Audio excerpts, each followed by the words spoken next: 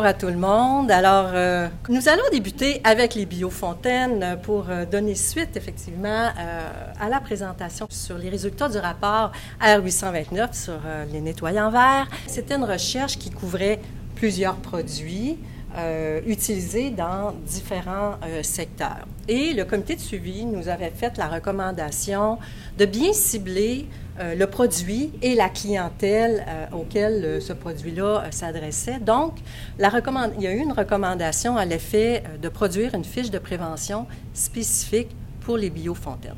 Donc, c'est l'origine de ce projet de valorisation. Je l'ai mentionné, il y avait un comité de suivi. Autoprévention en était membre. Ils étaient présents lors du comité de la recherche. Ensuite, ils ont été présents lors du comité sur la valorisation des résultats. Donc, ils sont très impliqués, mais aussi très intéressés. Et là-dessus, j'aimerais donner la parole à Martine pour vous parler de l'intérêt d'autoprévention sur le sujet. Bien, juste rapidement pour vous dire, Autoprévention, c'est une association sectorielle pour les services automobiles.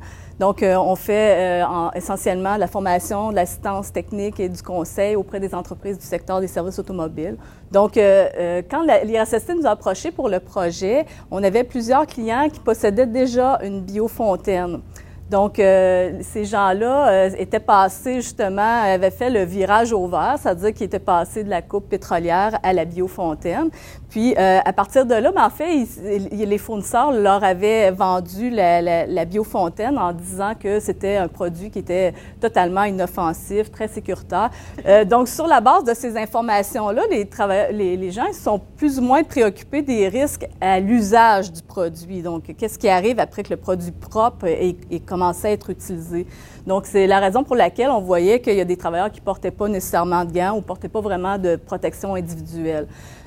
Donc, la recherche a permis d'être plus informés sur les risques. Donc, dans les réunions de suivi, on nous a soumis un questionnaire. Donc, à partir du questionnaire, je suis allée aussi dans les établissements pour avoir un petit peu le pouls des entreprises de notre secteur.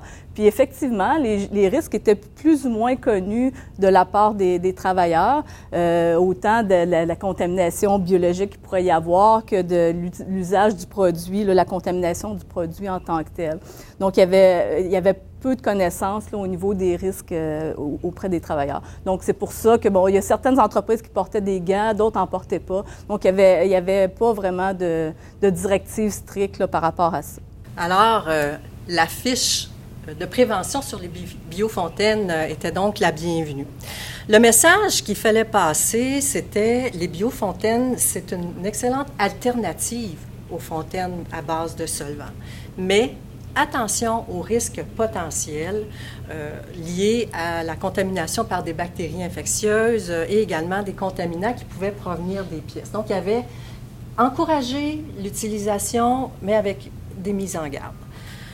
Parce que l'information ne se trouvait pas systématiquement dans les fiches de données de sécurité des fournisseurs, parce qu'au départ, le liquide contient des bactéries inoffensives, mais à l'usage, le liquide peut se contaminer. Donc, l'objectif était d'informer pour une utilisation sécuritaire des biofontaines. Nous nous adressions avec cette fiche principalement au garage et à d'autres milieux qui font de l'entretien mécanique. Et ça peut couvrir quand même plusieurs secteurs, des usines, des organisations qui ont des parcs automobiles, qu'on pense au secteur municipal, qu'on pense à des grandes entreprises comme Bell Canada qui a des flottes de voitures.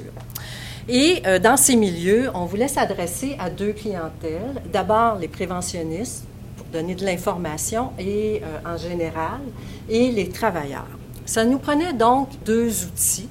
Un premier outil qui était une fiche et un deuxième qui était une affiche.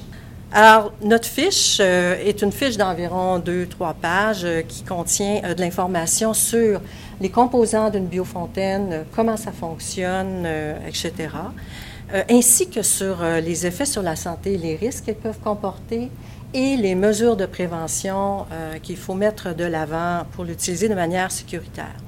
Pour la fiche, ce qu'on se recommandait, c'est d'afficher ou d'apposer cette affiche près d'une biofontaine pour informer ou rendre l'information constamment présente aux travailleurs afin qu'ils se protègent lors de l'utilisation de la biofontaine. Bien, nous, de notre côté, on trouvait que l'IRSST avait fait un excellent travail avec l'affiche. Donc, on a demandé à ce qu'on nous produise un format 11 par 17 afin de pouvoir le diffuser directement dans nos entreprises sous forme papier. Donc, par le biais de notre magazine qui est publié 4 fois par année, on a publié 13 500 affiches qui ont été diffusées dans les entreprises. Donc, on devrait on devrait les voir affichées près de la Biofontaine.